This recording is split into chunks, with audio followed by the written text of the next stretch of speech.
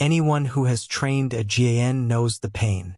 One run produces gorgeous samples, the next collapses into garbage, and tiny tweaks send everything oscillating out of control.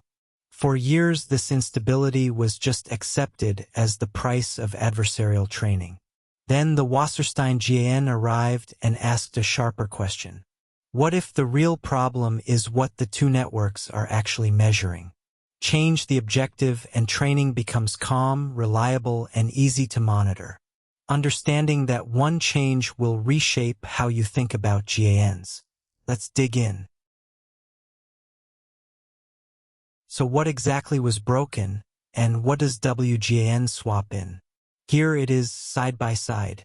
The original GAN trains its discriminator to classify real versus fake, and that loss is tied to a divergence called Jensen-Shannon.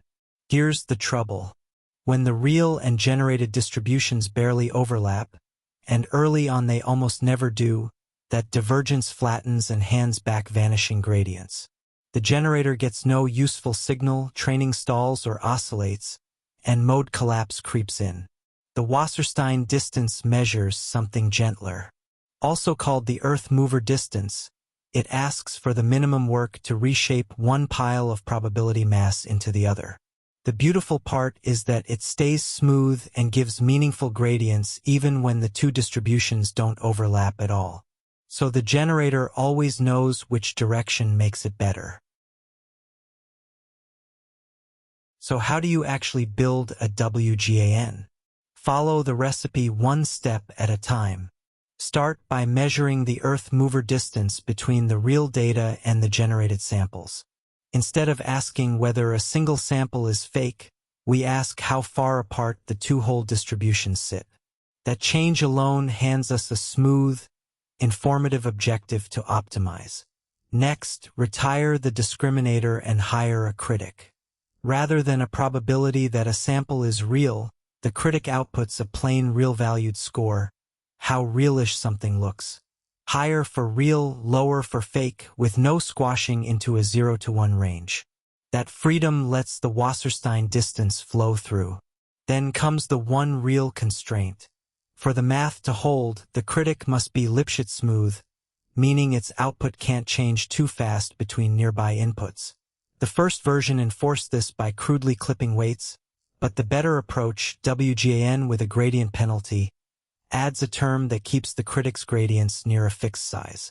And here's the payoff.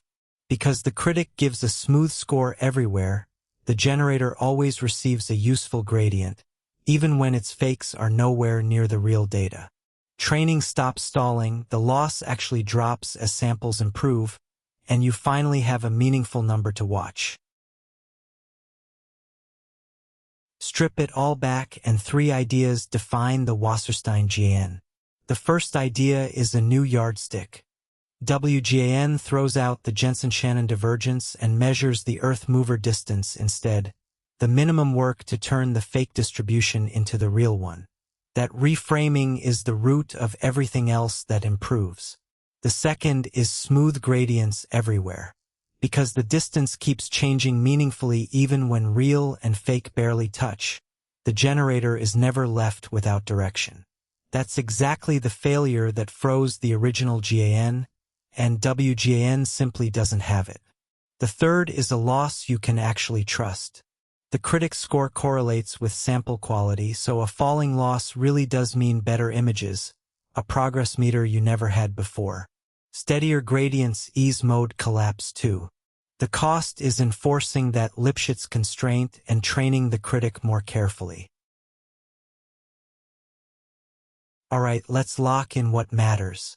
A Wasserstein GAN redesigns the objective, swapping the original loss for the Earth mover distance to tame notoriously unstable adversarial training.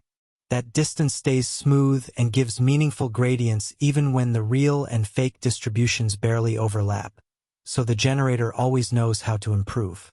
The discriminator becomes a critic that scores realness, kept Lipschitz smooth by clipping weights or, better, a gradient penalty in the WGNGP recipe. The reward is stable training, a loss that finally tracks quality, and far less mode collapse. If watching the ideas behind modern generative AI click into place is your thing, we unpack many more over at standarity.com. Come build with us.